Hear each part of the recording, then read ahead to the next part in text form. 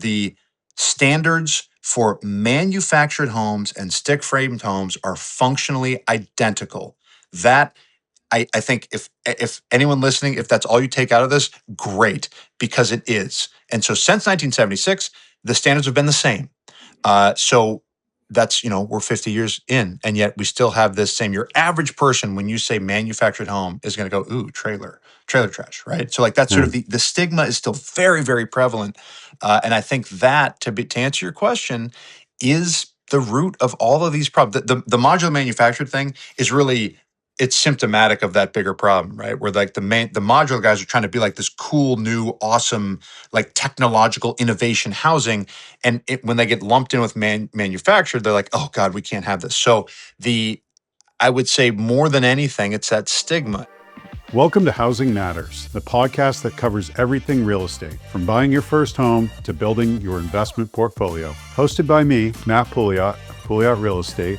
Each episode brings expert insights, smart strategies, and real talk on housing and affordability. If it's about real estate, it matters here.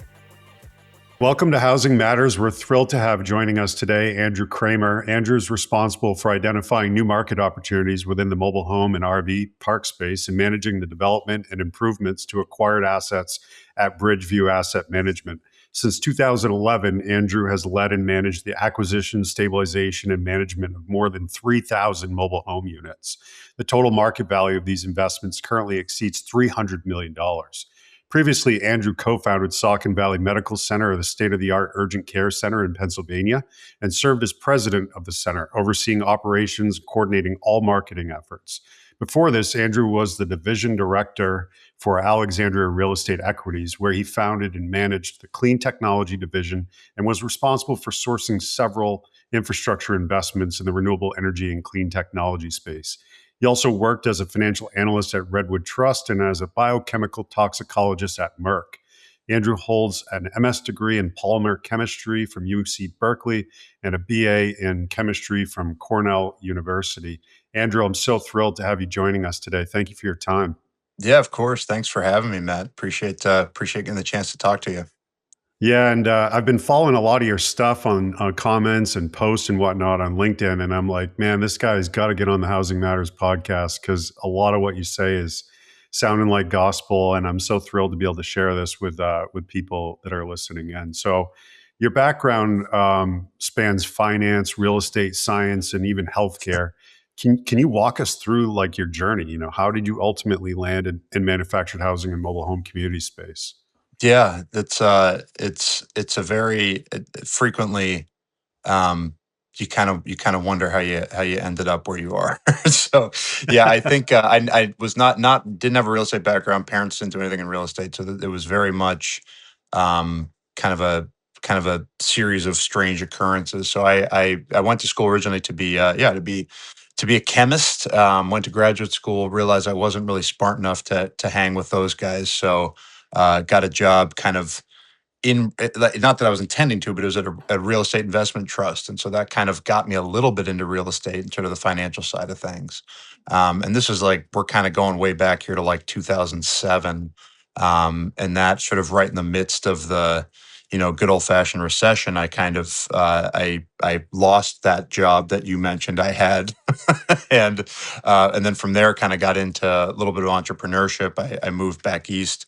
That's where I founded that little medical center, and then came back out to Portland because that's where my wife was doing her medical residency. So we sort of landed in the Northwest. I grew up in the Northwest, so it was a logical place for us to end up. As far as manufactured housing is concerned, even back like 2010, 2011, stuff was still kind of hard to buy, particularly as like a new guy starting out. And you go back then, even not that long ago, at least for me, 10, 15 years, the industry was very different. And the available financing for manufactured housing has changed astronomically between, 2011 and even now.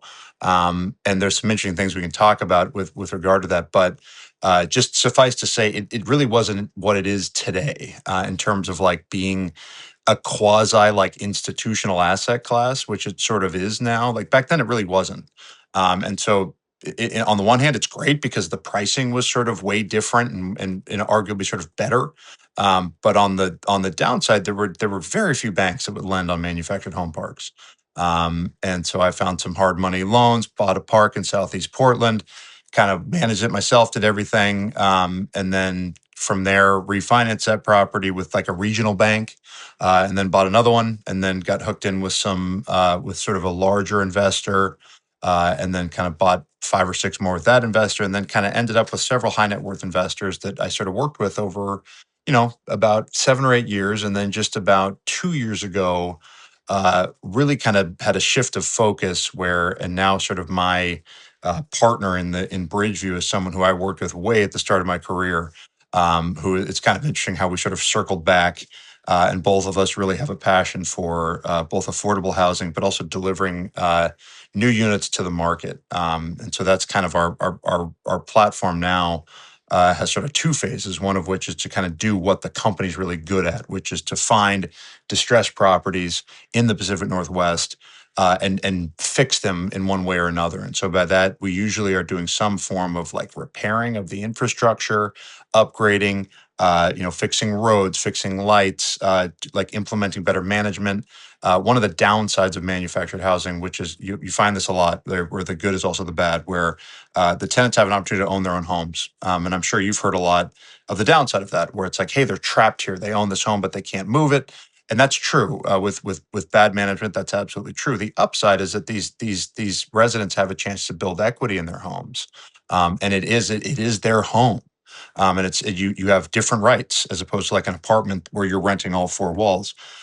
So we find that the downside of that, though, is it's also like if there is someone engaged in criminal activity in their home in your park, it's a whole different thing to kind of get that person either like following laws or getting that person out of your community. So a lot of unique challenges there. We take those on, and so that's sort of the first principal purpose of us, particularly right now, is sort of finding these properties, stabilizing them, and then we do a lot of infill. So we'll figure out ways to recover old spaces. And then another really nice thing about manufactured housing is they're all pretty old.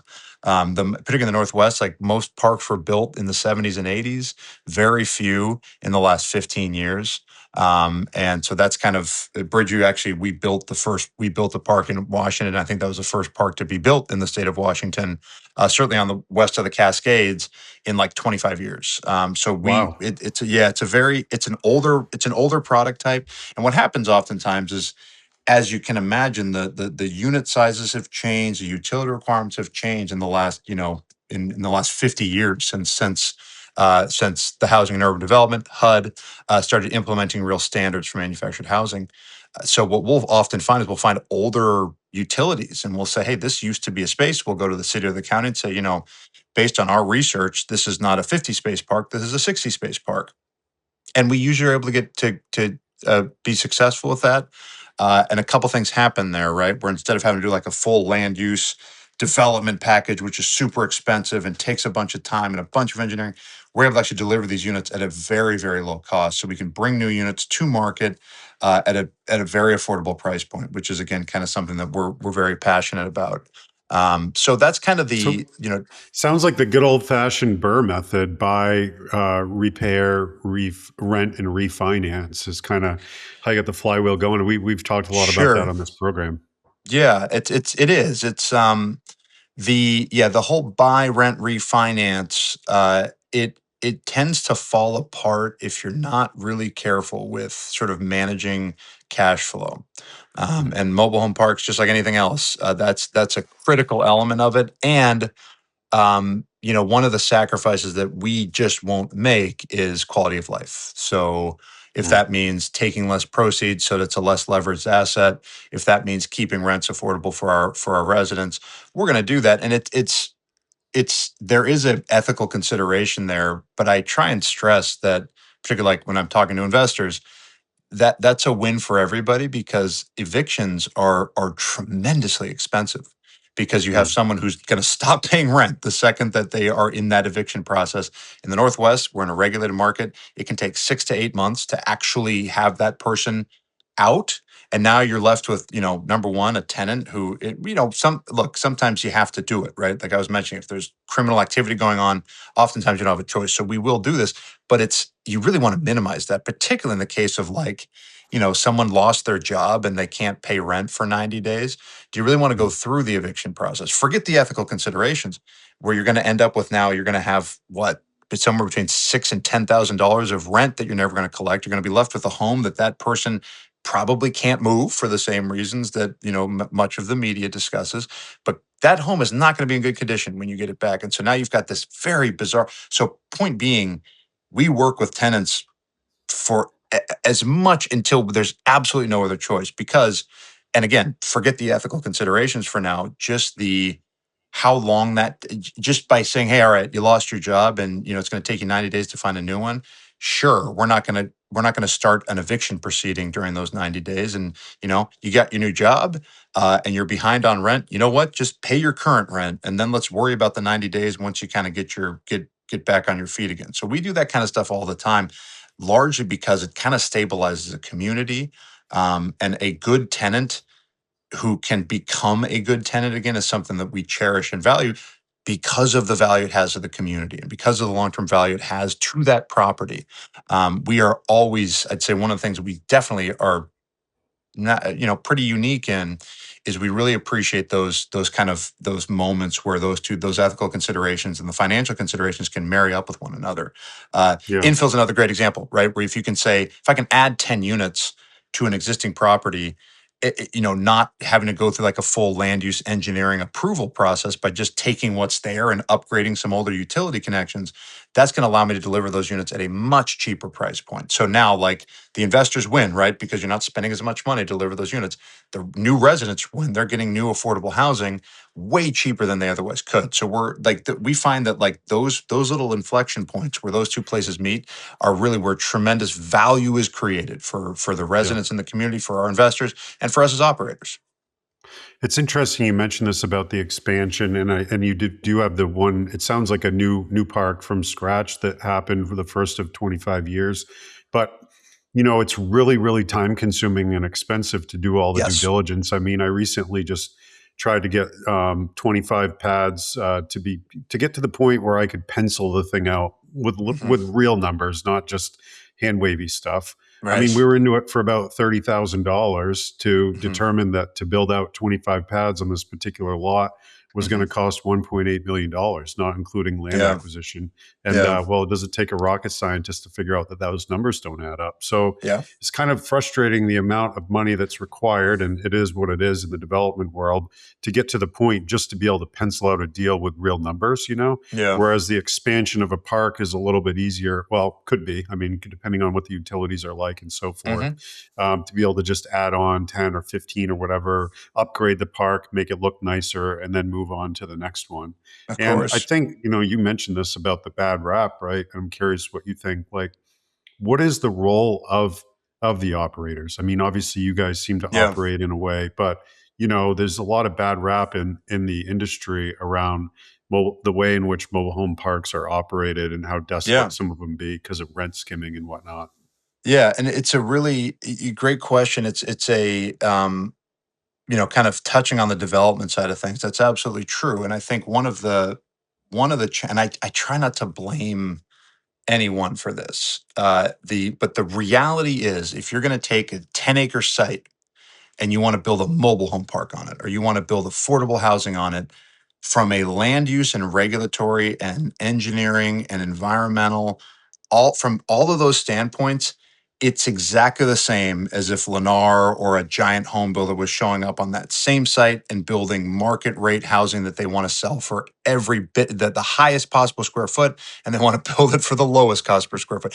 There's no metric in at least to my knowledge, certainly in the Northwest, where a city can say, you know what, hey, we have a different standard because you're building a manufactured home park, or we have a different standard because you're like, they kind of do, but they also kind of don't, right? Where they say, oh, it's affordable. All right, well, if you're going to rent at 30% of 60% of area median income, well, now you have this grant program, or we have this, or we have this, or we have that. It tends to, again, in my experience, it adds layer upon layer of complexity to what is an otherwise, just building a market rate subdivision is very hard. When you're trying to layer in all this administrative burden of like throwing these grants in, and now there's like all these different interests that have to be placated, and then this creates this whole new ecosystem of like these consultants, or there are developers who kind of specialize in, obviously, like low income housing tax credits. Like that is it's a whole separate process that requires like a separate knowledge base. And what very quickly happens, and you can see why when you look, and I've heard people scream about this, where you say, wait a minute, how come this low income housing project costs $500,000 a unit and a market rate right next door costs $250,000? This is criminal. This is, and it, and I sympathize with that view, and I think it kind of is, but it also kind of isn't, because if you're one of these developers, you have to jump through all of these different hoops, and it's a crazy process. That Well, like this is particularly with LIHTC, and that's a good one that you bring up, Andrew. The way in which those are generally structured, they strip out all the ability to make money with equity appreciation in the right. building, and so largely it's a swing for a developer fee, which is usually a high six-figure number. At least in Well, Maine, that's the way it is, and yeah, then they and just move on to the next project. sure, and again, like it's hard, right? Because you're right. If you're charging 5% of cost, well, you want that to be a big number, or, like it just you're motivating now that person, like, well, why do, like, I better die, like maybe I should like upgrade, maybe we should use like higher PSI concrete, even though we don't need to. Like, there's all these sort of like little mini motivations to suddenly get that price as high as you can, because as you just said, there's not really a lot of upside on the back end of a project like that. And so yeah, so like to answer like the manufactured home parks are no different. Everything you just said about like new development applies across the board the same way. When you're building a subdivision, which is what a new mobile home park is, in a competitive market, you just can't afford the cost burden that is placed on a subdivision that like a market rate building can, right? If you're selling, take Bellingham, Washington, where the median home price is $780,000. So the lots that are being delivered to that market, as far as the city's concerned, as far as the county's concerned, that's the number that they're basing their fees off of. And so it doesn't really matter how many like grants and funds, like, because it's still, everything is still predicated on that big sale price. So it gets very complicated, and Well, I think it's a tough. you're touching on something here that's really poignant, I think, which is this. In America, we kind of have two types of development, really. And that's why there's this term missing middle, because you have the development of the low income stuff, which is heavily subsidized. And then you have the development of the high end luxury stuff, because there's enough room there so that people can make mistakes and still make Right, money. right. Whereas in the middle, there's no margin for it. Yet this manufactured housing, clearly by most American standards, would be into the affordable, and I'll call it the lowercase a affordable housing solution, not Hmm. subsidized, but almost in need of subsidy because you can't pay. Like Kate told you that example, 25 pads at $500 a month, which some might say is rich for a mobile home pad site, but let's just call that a number, right? Now you're bringing in like, what is it, $11,000 a month, and your debt service on 2 million is like 15,000 a month, let's say, and Right, nothing happens, right? right.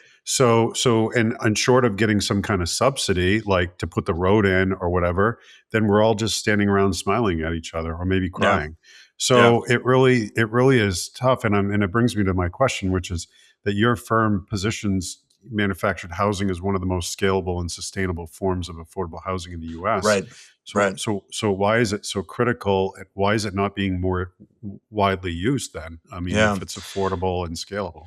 It's very frustrating, because like, so quickly, yes. So um, in the right context, we can deliver from a greenfield site to, and like I would transition us out into like the different markets, Eastern Washington, which is a little more development favorable. We can deliver a 100 unit mobile home park, development all in for, probably, I mean, we haven't quoted a new development in a while, but like, even like, basically the point being, like, we can deliver the the site with a new home on it for somewhere between, like, for around 150 to $175,000 all in per space. That's the delivered cost, which is, Wow. less than half, and that's for like a nice new home. So yes, you are absolutely right with that, and it is it is an amazing solution. And then we can kind of like, even like on the construction technology side, the methods with which and the means with which technology has improved both on the manufactured and the modular side has allowed the productive efficiency to go way, way, way up. And then, we could spend all day. We can talk about housing materials and new construction technologies. Suffice to say that the major cost savings in construction and construction technology are really going to take place in a factory setting, or at least in like a somewhat automated setting in which a factory is very much going to have a competitive advantage. So More yeah, all great. industrialized construction. Yeah. So why isn't it happening? I think that was sort of your question. Well, there's a couple things. There's a lot of like infighting between modular and manufactured. Modular is desperately trying to delineate itself from manufactured housing. I don't fully understand why. I think it's because, and so then like that's a problem because you've got a fragmented industry where no one, like, it's confusing. Most people intermingle the terms. And then like if you say that to like a modular construction guy, they will be outraged. If they, then they'll immediately say like, we're not manufactured. Manufactured's horrible. Modular's great. So you hear that a lot, and that's a problem because Yet it was technically made from in a manufacturing building. yeah, and so but like from a code compliance standpoint, it is two different codes, right? Manufactured is built to the HUD standard. Modular is built to like the IRC IBC standard. Now, if you look at those two codes, they are virtually identical, particularly now because HUD's removed Because the of the steel road to chassis. home. Yeah, and well, HUD's actually removed the steel chassis requirements. So now they're like virtually identical, but they are two separate code. The codes exist in two separate places. So I think that's a problem. The bigger problem, in my opinion, is just the stigma. And if you go Mm. back pre-HUD, manufactured homes started in, we're talking post World War II, like late 40s, early 50s, and there was this massive proliferation pre-HUD where and there were no standards. There was no code of any kind, so people could just build whatever they wanted. Titling was sort of. I mean, I don't have a full history of this, but essentially, you could just start building a home. There was no inspection, no protocol. You could produce an ownership document. You could hand it to somebody, and there you go. So there's a You mean the massive same amount. way that we did it for millions of years until we regulated That's for the right. last 50? I Yeah, mean, I'm not exactly. suggesting it's all safe aluminum wiring because Yeah, house is on fire. yeah. There's certainly some things, but geez, I'm crow. Now you got to have a Bible 7 inches thick Sure. to do what to do. Well, and part of the problem is they're like like many of these stigmas that proliferate, they're sort of rooted in truth. So pre-HUD, these structures, as you can imagine, with no inspection, no protocols, no regulation, were extraordinarily dangerous and unsafe. And there were, what you said, there were fires, there were collapses, all the like trailer home stuff that everybody sort of that trailer park, trailer trash, all that stigma is rooted in that like 50-year ago kind of truth. Now, HUD Mhm. showed up 1976, and as I just said earlier, the standards for manufactured homes and stick framed homes are functionally identical. That I think if anyone listening, if that's all you take out of this, great, because it is. And so since 1976, the standards have been the same. So that's, we're 50 years in, and yet we still have this same. Your average person, when you say manufactured home, is going to go, ooh, trailer trash, right? So like that's sort of Mm. the stigma is still very, very prevalent. And I think that to answer your question is the root of all of these problems. The modular manufactured thing is really, it's symptomatic of that bigger problem, right? Where like the modular guys are trying to be like this cool, new, awesome, like technological innovation housing, and when they get lumped in with manufactured, they're like, oh God, we can't have this. So the I would say more than anything, it's that stigma, and how do you break that? And the problem to me, you know, like it's like, some of it's like, oh, haha, you're in manufactured housing. Of course you say that, but it's not. I don't care. You can make fun of manufactured housing to me all you want. The thing I don't like is if you're that 23 or 24-year-old who's sensitive and young, and when you hear someone say, "Oh God, you're going to move into a mobile home," that's disgusting. How could so like that person is now materially damaged by this stigma because where they could move in, look at any of the Northwest markets where the average rent of a one bedroom Class B apartment is $1,700 a month. Take that one person, they move into the average, they move into a manufactured home and take that 5-year life. And we've done analysis on this that, happy to share. It's on our website. But essentially, that 5-year term is worth somewhere between $50,000 and $70,000 for that person. So if they move into an apartment and spend 5 years in the apartment versus if they buy a manufactured home in a park and stay there for 5 years, $50,000 to $70,000 as a 23-year-old is life-changing wealth building. There's no For those that denying are that. listening, we're going to put that on our link for the podcast, because I think that is really interesting for people to be able to see, like, what is the impact of waiting because of, your perceived value or lack of ability to have value appreciation. And of course, there's probably some that would say, well, this is maybe better for the manufactured home that's on its own piece of land, which the land is a finite resource, it's appreciating. But we're seeing now, or at least there seems to be evidence of homes that are in parks with leased land that are also still appreciating in value if they're well maintained and taken care of because of the quality of it. But you made a good point. Really, let's be honest with everybody. Most of it's about the stigma. Who wakes up and says that the dream of their life for big success is to own a manufactured home? I mean, maybe you and Yeah. I and some other people, right? But seriously, like, that's, I think, the biggest driver. Because if you pull up to a 14 by 70 single wide, it's 980 square feet, and maybe you can get into that for like 250,000 or something like that, or even less, right? If it's in a Hmm. park. But if you pull up to a 980 square foot site built, stick built home on a full foundation, or even heck on a slab, you're talking $300 a square foot to start, somewhere around Hmm. $300,000. And the only difference isn't quality. It's not that they both don't now have 2x6 walls or proper insulation or good heating systems. It's Hmm. simply, I know that's a manufactured home and not. And perhaps the removal of this, metal chassis requirement, the road to home bill and whatnot, change some of that in terms of that stigma going down the road. But man, it's hard to really point a picture to any other reason, because if it was about money, which is usually how 99% of other Yeah. consumer decisions are made in America, then you'd be seeing even more of a proliferation. It's really strange, and I think I get it, and having as someone who sort of understands, educating people about manufactured homes is a lot of what I do, and so I sort of hear and feel the stigma from so many people. But the reality is, if you don't understand the product type, and I remember I rented. I was on a hiking trip with some friends, and we rented. I just went on Airbnb and rented a house, a 3-bedroom home. I didn't know at the time that it was a mobile home. It was a double wide mobile home. Oh my God. And I remember pulling up to it and being, oh, this is horrible. I can't believe I did this. This is so embarrassing. And then you go in and it's just like any other home. And if you don't have, like, that was literally my foundation, and started exploring manufactured housing from there. But yeah, I had to have that experience, I think. And you have to actually go and walk around and be like, oh, this is sort of, you go into a manufactured home park and you realize, like, this is kind of like any other neighborhood, and stay in a manufactured home, stay in an RV. Like, if you have those experiences, then like the stigma really dissolves very quickly. The problem is it's hard to kind of get those tactile experiences out into the world. It's very hard to sort of convince people, because, like, yeah, you're just saying that.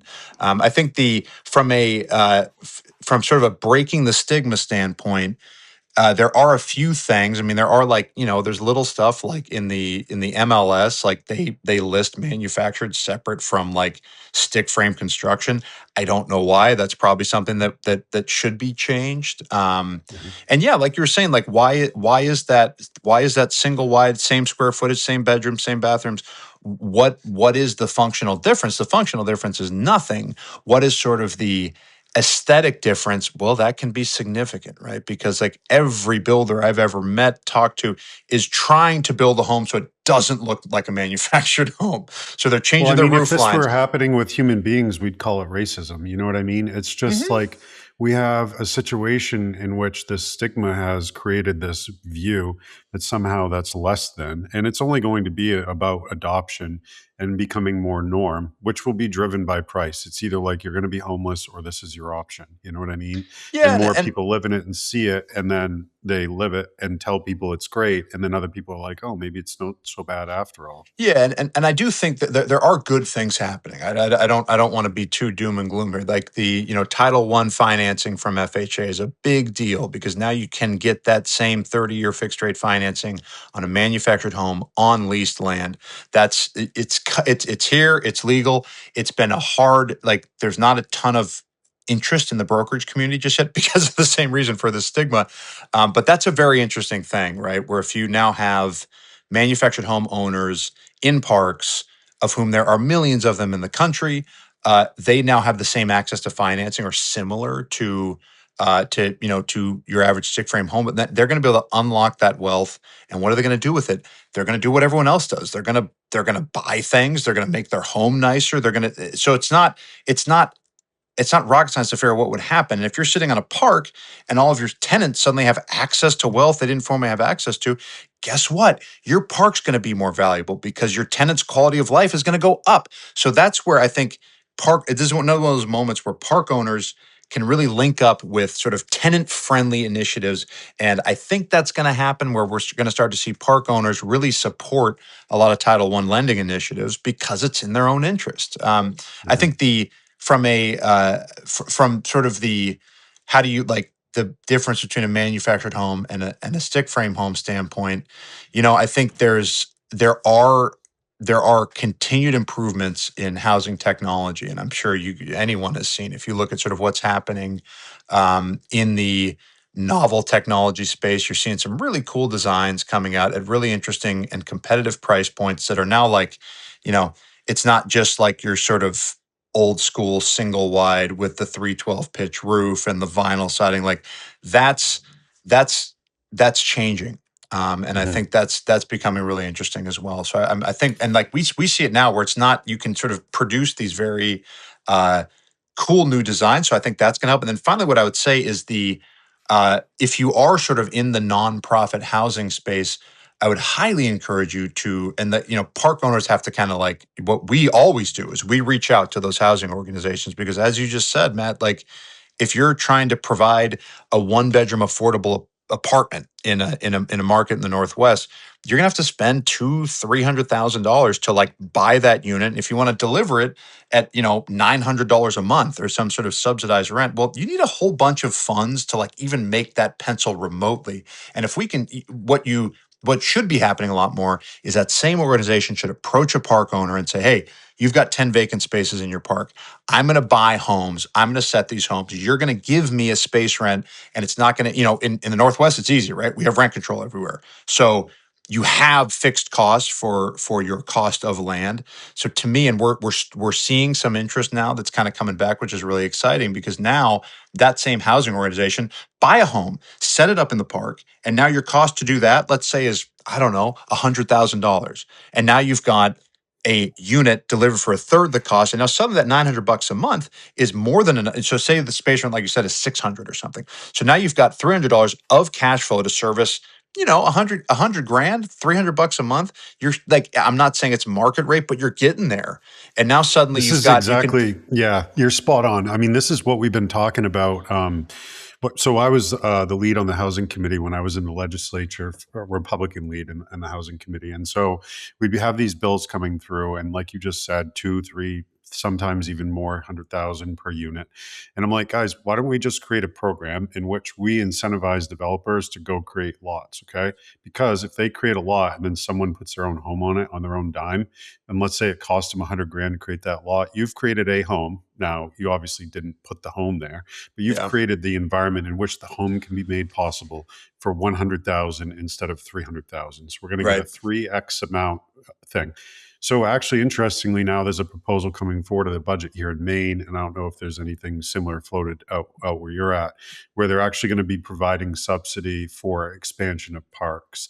The only challenge is that Maine now implemented a right of first refusal for the owners to buy the park. There's some Hmm. debate on whether that's good or not. I don't know if we want to talk about it later, but at the end of the day, my only concern is that now in Maine, there seems to be more of a push toward the socialization of manufactured housing parks, Hmm. a la, hey, we're going to provide the subsidy only in an area where these can be expanded. And then we're going to like for almost pretty much force the sale to the residents. And I mean, I guess if the residents can take it over and run it right, it's good. But you know, you talked about in one of your blog posts the idea that low rents automatically mean affordability.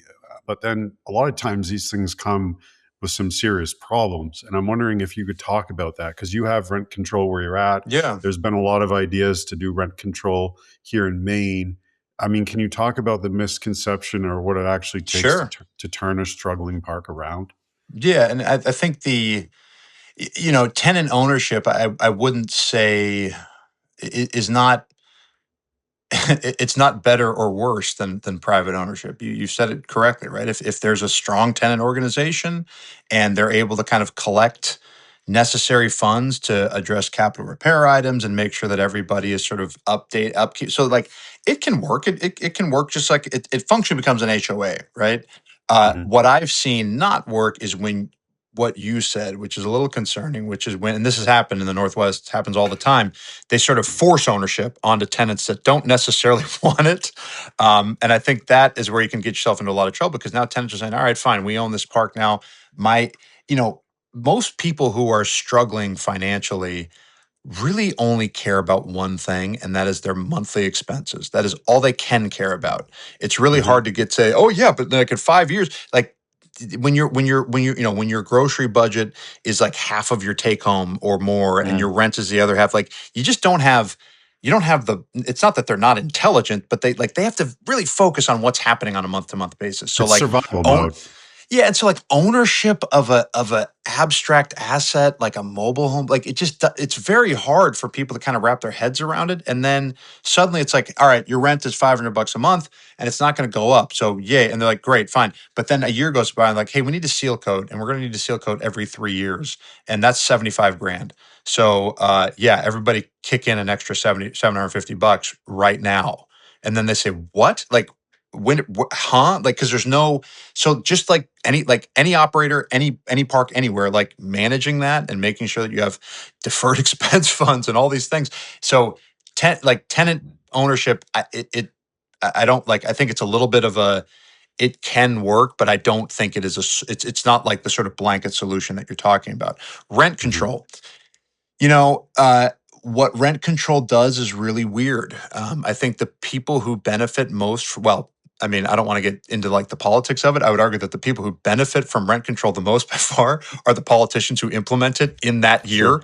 year, because then it's a big win. You're like, hey, I protected tenants, but the long term effects are universally that rents tend to go up, not down. Because now, if I'm in an uncontrolled market and I'm a landlord, every month, and Washington just passed rent control this past year. So like in Washington, I would very carefully review all the tenants in every single park with my property manager. We'd say, all right, well, what's market? Oh, she's been here a long time, and so like we don't need to increase her. She's great. And so tenant by tenant, we would go through that list. With rent control, not an option anymore because what's the maximum amount the state's going to allow me? I better do that because I don't know what's going to happen next year. Or like if a sewer main breaks and I have a $30,000 repair in an uncontrolled market, you can talk to your tenants and be like, "Hey guys, we had this repair.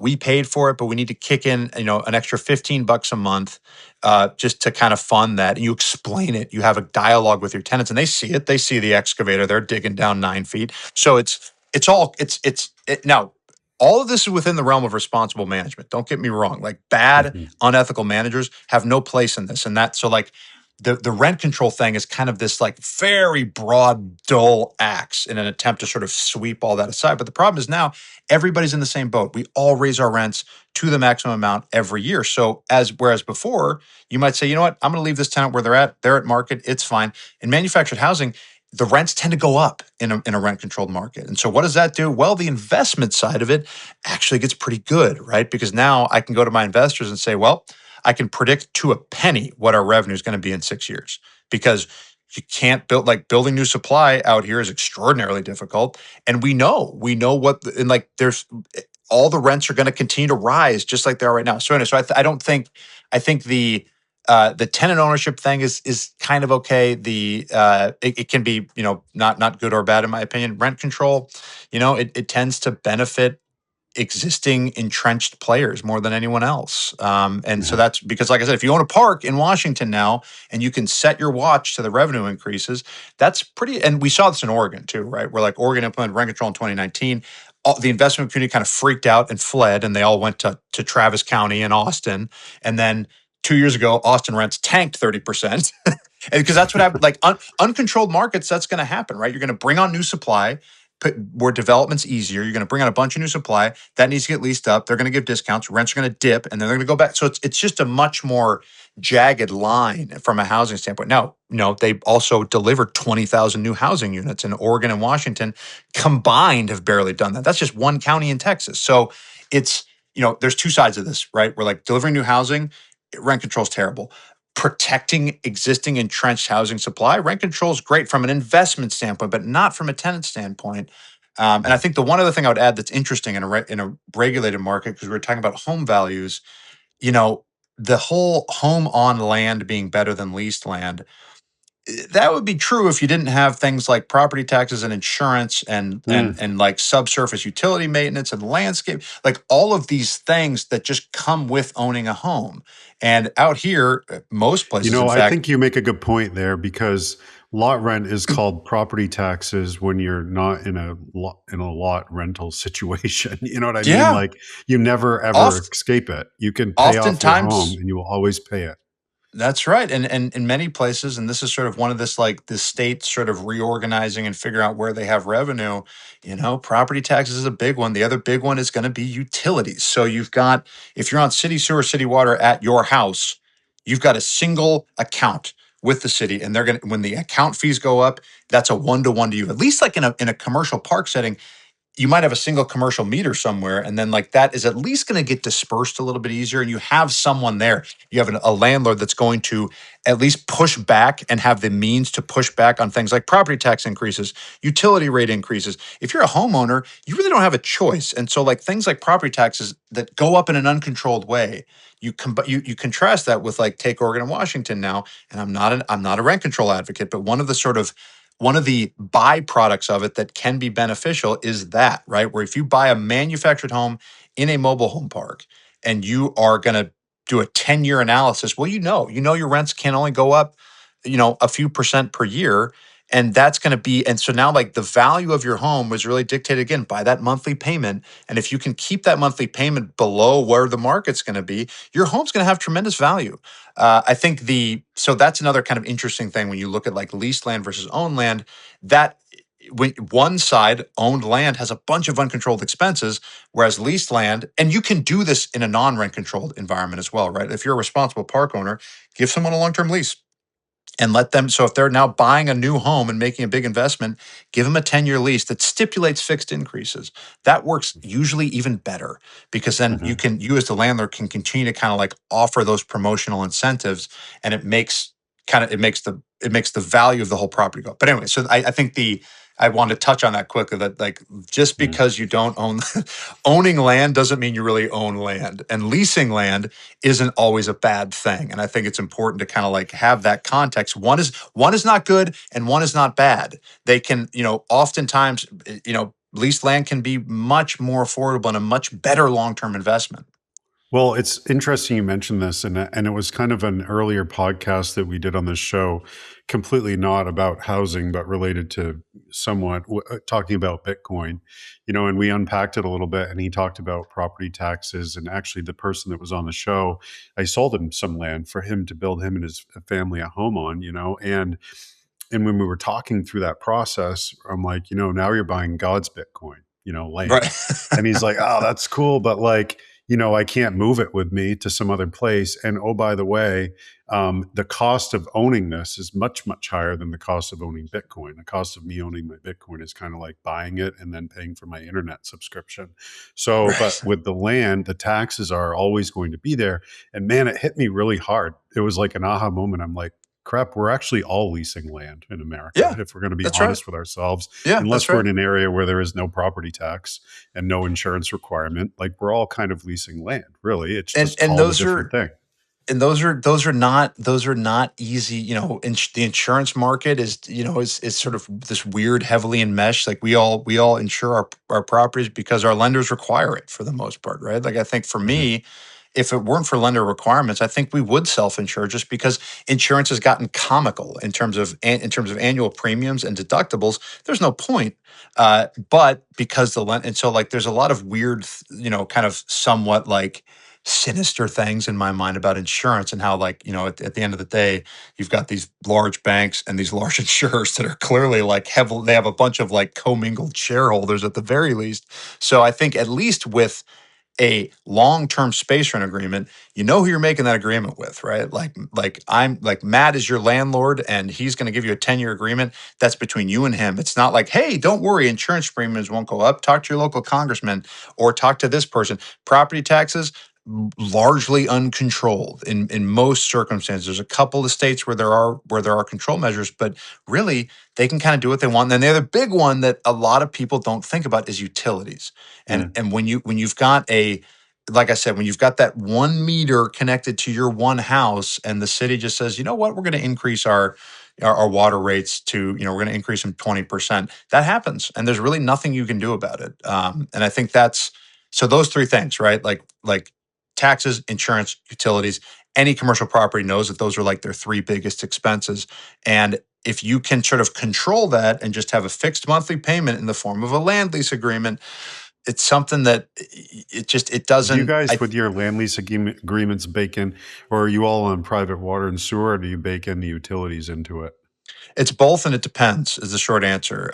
What we will oftentimes find is if it's a park, and if it's 100 spaces, and you're gonna have a lot of different people there, and like a large 3-bedroom home that has a family living in it versus like a little park model with like a single guy living in it, their water usage is drastically different. And so I think Mhm. what we always try and do is like get those utility costs in the tenant's control. And so that way, if you have a water meter on your home and you look at a water bill, just getting a water bill every month is going to reduce your usage by 20 to 30%. We've seen that real time. They've done a bunch of studies on it too. But Hmm. that's important because now, like, it's not that I'm collecting that money, but if your living situation is more affordable, that's a huge win so if we can encourage Well, and it's tenants good for and the environment too, using less water. environmental benefits, sure, yeah. So I think there's a lot of good that comes with metering, and so whenever we can, we tend to giving, and we really view it as like giving a resident control of their living expenses is universally a good thing. So if they can reduce and it's equitable too, right? Like if you just do like a ratio utility and say, hey, rents are going up $75 a year or a month this year because of our utility costs. Like I said, that's not fair. If you have a guy who like works a full-time job and lives by himself, and he's not going to use anywhere near the, like, if you have, I have 3 young kids, we're doing laundry all day every day, so like it's just not it's not equitable. So I think we all kind of getting back to that affordability side of things and sort of like marrying up uh, quality quality and value for everybody. Direct control of your cost of living is central to that concept, I think. So it sounds like you have not one specific avatar of like the only park that we buy is public water, public sewer with paved roads or whatever. There's Hmm. different avatars. But like if for somebody that's listening to this is like, hey, all right, this makes sense. I want to kind of invest in Hmm. manufactured housing and so forth. I mean, what is like the ideal profile, if you will, for an acquisition of a manufactured housing community that's, Yeah. in your experience, kind of had the best returns? Setting aside like real, like maybe these are people that are just not up to super high and sweat equity add Hmm. on 20 pads type of deal, but maybe that's the Yeah. answer. I don't know. It's the operator requirement in manufactured housing is a lot higher. You look at like apartment buildings. There's a third party ecosystem that exists, and it's pretty robust. Like if you want to go buy a 10-unit apartment building in Maine, I imagine there's like a lot of third party managers. There's a lot of Mhm. general contractors who kind of Mhm. understand multifamily construction. You have to turn over a unit. It's all there's you could probably give me the names of 5 good managers, 5 good GCs that can do like your capital projects. In manufactured housing, that's really not the case. I mean, one of the reasons why we're so integrated, why we have our own in-house sort of development team and why we have our own property management is the third party ecosystem just not there. And it's kind of simple because there's just way less. We're talking about less than 10% of the multifamily market is manufactured housing. So it's a big deal. It has tremendous potential, but as it sits right now, it's just not that big. And so you've got a combination of things, right? You've got like a limited third party ecosystem, but you also have like a lot of administrative burden in Oregon and Washington. there's an entirely separate chapter in the revised codes or in the revised statutes in both Oregon and Washington. So like you've got the multifamily landlord tenant act, and then you've got the manufactured housing landlord tenant act. So it's like, Yeah, that's same a here. lot to absorb. Now, granted, there's a lot of overlap, but it's a different thing. So like, now like you as an operator have to take on a lot of the responsibility because I use attorneys and we have the third parties, but like you're not going to have if you go to like a big law firm in Portland, Maine or Portland, Oregon, there's going to be a landlord tenant team and they understand that whole thing. There's probably not a manufactured home specialist, I would venture. There's very few who do just manufactured housing, none that I know of. So it's always Mhm. going to be something where you have to have a lot of knowledge and you have to have a lot of comfort. I'd say that's the biggest difference. And so, like, if you're starting in, whether you want to become like, where you're like, hey, I like this and I want to become a passive limited partner, or if you want to kind of like buy a park directly, I often find that I have conversations with some like great, interested, motivated people who own apartments or own single family homes, and I talk to them, and I'm very I'm not in the moment I'm not like trying to recruit investors, but it usually ends up they just become an LP in one of our properties because they're thinking, yeah, I don't want to kind of if it's going to be easier from an investment standpoint to very carefully underwrite and understand a good operator than it will be to like become your own sort of thing. It's a very my wife and I own apartments and single family homes, so like I kind of understand that one too. But it's a very unique ecosystem that it's got like all of the requirements, but none of the scale of the other asset categories. Mm. So it makes it tricky, I would say. So you can, and then like obviously, geography is very important too. So I think for us, we've kind of made an explicit decision to sort of stay in like our core Pacific Northwest demographic. So that would be the other thing. Like you want to be somewhere, even if you're making a limited partner investment, whenever possible, be like kind of understand those markets. And the best way to understand a market is to just go there. And so I think that's kind of there's a lot of value to that, I think. And even just like ideally, if you're going to put money in with a general partner and operator, go to the property with them. See what they do. If it's a guy who's like super uncomfortable and looks like he doesn't want to get out of the car or talk to anybody, like that's a problem. If it's a guy who's out there and like is pulling up meter boxes and looking in and knows what a septic tank looks like and knows where the riser lids are, knows what a drain field looks like, and knows how, like, that's important because that guy is who you're ultimately relying on to make this thing work. So I would say like Because it's because I tricky. think from a lay perspective, a lot of times people think like the best parks or the only parks to buy are those with public utilities and all tenant-owned homes. But it sounds like Yeah. that's really not the case. And and that's a professional view too. There's a lot of professional investors who are just going to buy things that are on city services, 100% tenant owned, no RV. Like that's sort of like the highest grade. And we take that into consideration. A lot of the deals we do are going to be buying a property that we then convert into that, right? Where it's like, all right, this park is we've got a bunch of vacant homes. It's not paved, and we need to connect some version of that. And we'll say like, okay, we'll pave the streets, we'll rehab the homes, lease them, or, get them sold to new residents. And now that same guy who drives past that park says, oh, I don't want anything to do with this. We can make a series of improvements to sort of convert the perception. And there's always tremendous value in that, right? If you can sort of open up, and that's really driven largely by the lenders, right? So if you can get it to a certain standard, in our world, it's that Fannie Mae, Freddie Mac standard, the agency standard. That is sort of the gold plated version. And so what we often do is we'll find a park that needs 3 to 5 things to hit that standard. And now we're the only buyer when we buy it, but then like when we go to refinance, all the comparable sales are totally different. What So what are some of there, those 3 to 5 things look like? Maybe just as an example. oftentimes it's things like RV concentration, it's vacancy. It is stuff like it's a lot of it's aesthetic, right? Like if you mentioned paving. We do a lot of paving because you can get a park that's partially paved or has degraded pavement that you can repave, and then now you've got or pave, and so now like that's one of the agency standards. That's a hard and fast standard. They won't change it. Do Oftentimes you it's think like that bring people it. should focus more on getting parks back in order rather than building new ones? There's not a ton of manufactured home parks. There's about I think between Oregon and Washington, there's like 2,500 parks in the two states. Idaho might have another 300. So it's the existing supply uh, is pretty low. I don't like. There's a lot of talk about how parks are closing at one park a second is closing. I don't think that's really true, but it's a fairly limited supply. So I mean, yes, the short answer is from a value standpoint.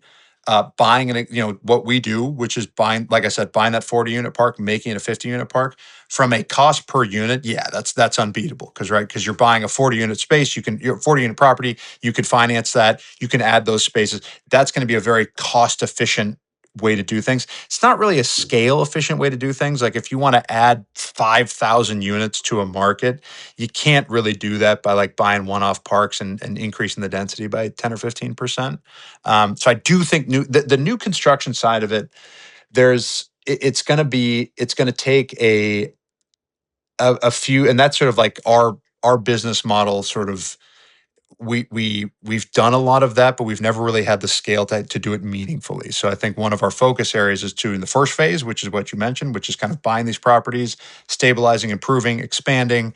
Phase two is going to be like, all right, now that we've proven out, we're going to apply some of these technologies to a new construction standpoint. And that's sort of it's that's probably like a 2028 is when we're really going to start rolling out some of those concepts. But that's kind of we're building the platform from which because we built and sold 15 container homes in Portland about 7 years ago, and it was super cool and it was great. I went to China. I found like I sort of met with a bunch of suppliers. It was very fun, very cool. All those homes are still in Portland. It was great, right? Super cheap. We delivered them for $25,000 a unit, and they're these neat little studio apartments, and they're great. The problem is we just that was it. It was 15 units. It took us 6 months. It took me and my construction managers like ton of our time to figure it all out. It was great, but like from a financial standpoint, we kind of sort of broke even when all is said and done.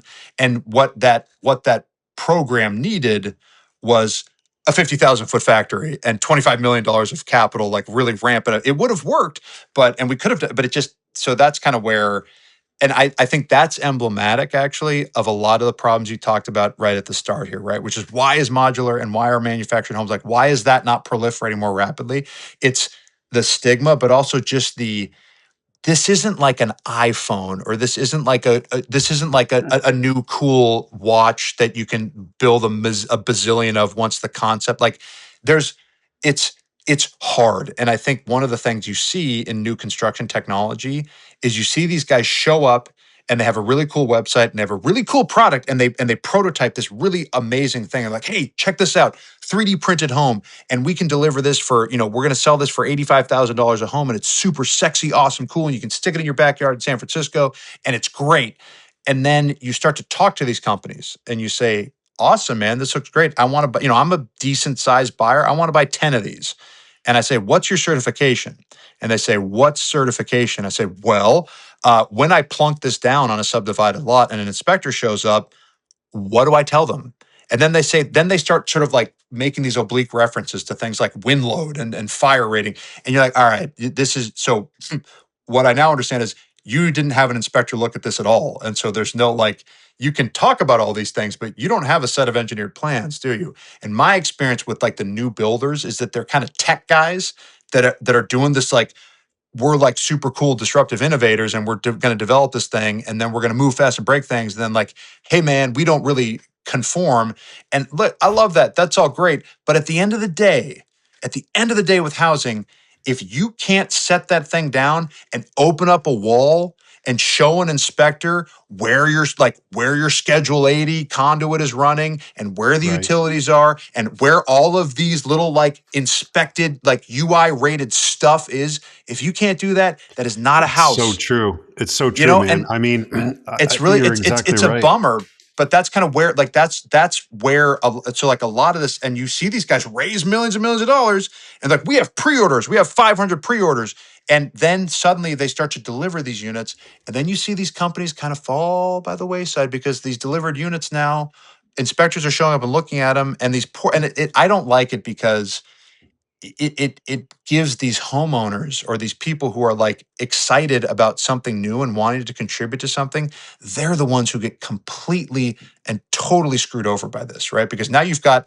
this essentially a dumpster sitting in your backyard because California state inspector or Washington L&I or Maine inspector shows up and goes, yeah man, this is really cool, but I'm going to padlock this door and red tag it until you show me a set of engineered plans. Go ahead and permit it. I don't care. Like if you want to permit it, I'll let you. But then now it's like, so now suddenly your super sexy, cool $65,000 little bedroom ADU backyard unit with solar and everything else. Like now that becomes probably $150,000 very expensive shed is what it really gets, right? Because by the time you've engineered it, by the time you've gone through all the approval processes, and this is what I mean. Like I'm a private commercial developer guy, right? And so like I am often at odds with public municipalities and inspectors and officers. Yeah.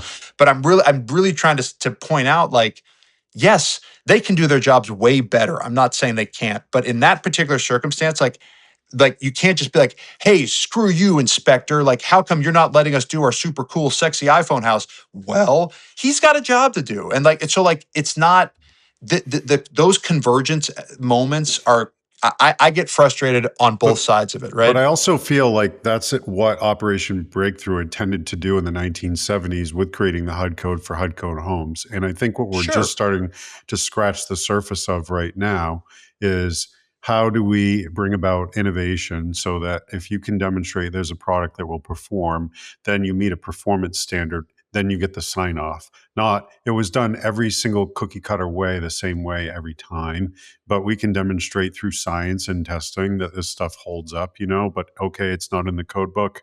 Well, but does it still meet a certain Yeah, standard? and You know what I mean? there are pathways. It's just going to be a little bit different. The so like if you look at let's take, think about like your the 3-year-old's like shape thing where you have to grab the right shape and stick it through the right hole, right? Like housing right now, we are coming up with these really cool shapes, and we're saying, hey, inspector, it almost fits. And inspector says, yeah, so just kind of shave this and grind this down, and now it fits. And now you just create another square. And so the problem with modular and manufactured right now is we are doing a bunch of stuff up here and then we're shaving it into the same square. And I think Mhm. what you need to do to make this really, if you really want this innovation, as you're saying, to take off, you have to figure out a way to step outside of the existing code language. That doesn't mean don't listen to it. That means you have to Right. figure out a novel pathway. And that's something, like I said, we're not there yet. I do think that like Bridgeview's phase 2 is going to be doing, because we've done it like in these little pockets and pathways where we've built little, these dumb little container things. Like we did get those certified. Those are like legal complete. So like you can do it. And we've done a few other interesting things. And so there's doing that at scale. And I think that's one of the innovation blockades are people with the biggest one right now is you need someone who deeply understands construction and development before you can start to try and bring new homes to market. It's just that simple. And Yeah. most of these Yeah, I companies mean, I'm don't have working on that. this right now. I have a company that I started. It's an MIT-backed startup where we're using recycled plastic mixed with fiberglass to 3D print building materials, Yeah, and we have a product that's TRL 9 essentially. Like we can sell it tomorrow, and it's fine. It's a footing. Might actually be interested to use on one of your projects. But we also have printed roof trusses, wall studs, floor trusses, and in the U.S. market, it's like my partner hates when I say this, but I call it illegal because it's an easy thing that triggers people, right? Like essentially it's illegal because it's not in the code book, not that we're sure. criminals illegal, right? Yeah, But yeah, when we talk to Costa Rica and we're like, hey, would you like these materials to make a bodega down there like tomorrow? They're like, yeah, no problem. Send yeah. them down. They hold up. You've tested them for 7 years of R&D at the preeminent research institution in the world. Yeah, we'll take them, like help us out. And oh, by the way, you're going to help us get rid of our dirty plastic.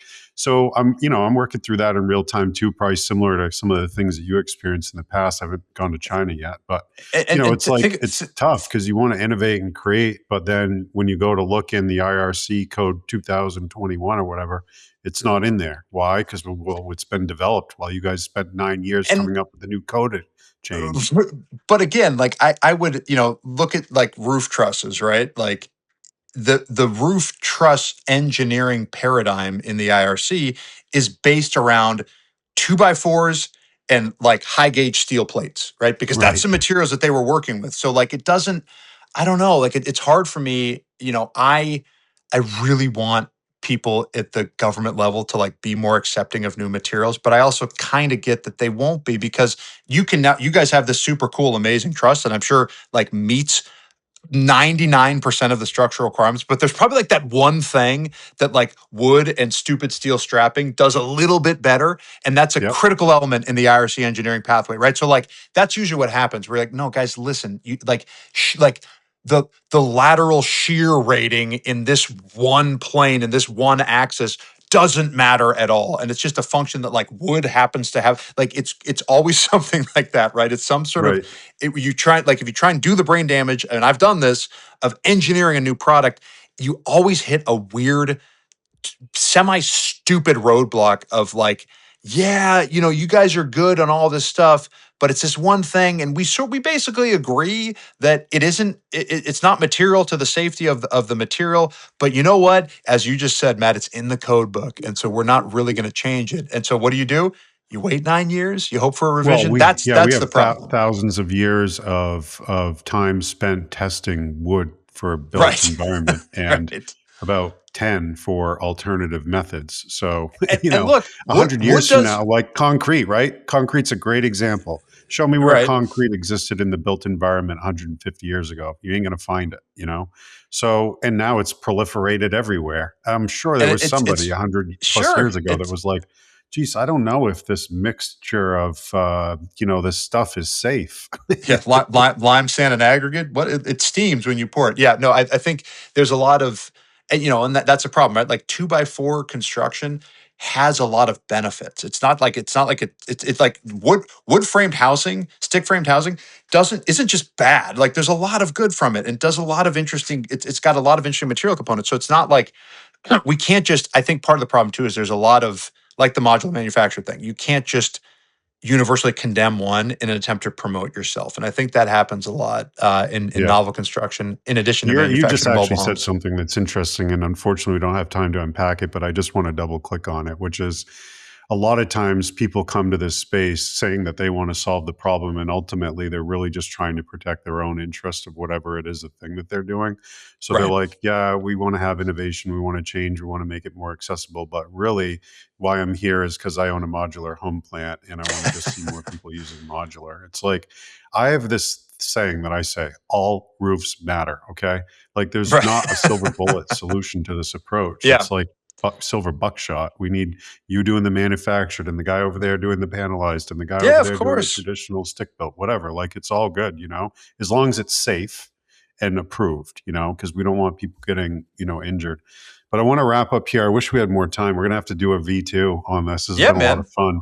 So with a housing affordability continuing to be a major issue across the country, it's the sector's obviously it's number one thing for everybody running for office. I'm going to address housing. I'm going to address housing. In Sure. my experience, most of that's just throw more money at an existing system. But like, where do you Commission see the another biggest study. Yeah. opportunities in manufactured housing over the next 5 to 10 years? And like, what's your prediction on how it evolves? I think there's some interesting stuff happening. We've talked a bunch about like construction technology, so that's obviously a big one. I do think we mentioned the stigma a lot as we were talking here, and I think that's getting better. So I want to emphasize that, like I spent a lot of time here, kind of addressing the problems and challenges. There are solutions that are coming, and the other thing, kind of like what we talked about right at the start of like financing and availability, that's changing too. And as I'm like as like the bad news of manufactured home parks and predatory landlords and space rents going up, there's a good side of that too, which is like that the financing environment is open up. The investment community has become much more interested in this product type and follow. And like what's happening now, even more too, is like the housing advocacy and the nonprofit community, the nonprofit ecosystem is really starting to see the value in this for that same reason, like that simple calculation of the 5 years in the apartment versus living in a manufactured home. Like that argument I've given a lot, that has a lot of traction. And so I think we're going to see in the near future, my prediction is that trend is going to continue. You're going to see more favorable financing for both manufactured homes themselves as well as manufactured home parks. The construction development, the construction technology is going to evolve where we can deliver these units at a more efficient and at a less expensive level. Like the chassis requirement is going to be very interesting. It's going to take a while. I want to manage expectations there because I've toured a dozen manufactured home factories. I have great relationships with those guys. They're kind of slow moving, so don't no one get upset when this doesn't change overnight. But they're thinking about it, and I think that's really important. Then I think finally, from a in the next kind of year 4 and 5 of your 5-year horizon, there are going to be some really interesting land use and sort of home delivery pathways that are orthogonal, not even nonlinear. So like they're totally separate from our standard uh, land use permitting, processing, development. I can't really talk about those right now, but that's something that's going to happen in the coming years. Like we're working on a couple really interesting just regulatory things where you can sort of take advantage of some existing code language and deliver units and that to me is that's where like those 1,000 units becomes very, very tenable and very, very doable at a very, Well, very low man, way to price leave point. us with a cliffhanger, Andrew. So yeah, That's a good one. yeah, I'll talk to you guys more. I can't wait to kind of give out more details about that. But like it's very much sensitive, right? As you can imagine, it's regulatory, so it's very sensitive at this moment. So we got to kind of keep it as a stay tuned for now. We made it to the end of our time, unfortunately, but I'm super thrilled. I'm just wondering, for anybody interested in learning more about what you got going on, and where can they find out more about you and maybe follow along? Yeah, I think we kind of try and maintain a presence on LinkedIn. Is sort of we That's sort of the best one. So if you just look for Andrew Cramer on LinkedIn or Bridgeview Asset Management, and then obviously the website bridgeviewassetmanagement.com. We try and keep that pretty updated with what's going on as well. But yeah, those are probably the two best. And then feel free to reach out. Always love talking about this stuff. So our contact info is all over both of those places. Andrew, thanks so much for making the time to join us today. Really, really entertaining Yeah. conversation, particularly around this asset class that clearly is needing to be a big part of the solution to delivering the some 4 to 7 million units of housing, depending on who you ask Yeah, in I this totally country. agree. So thank you, man, for doing your It part. can and will be. Yeah, of course. Have a wonderful day, man. Awesome. Cheers. Thanks, Matt.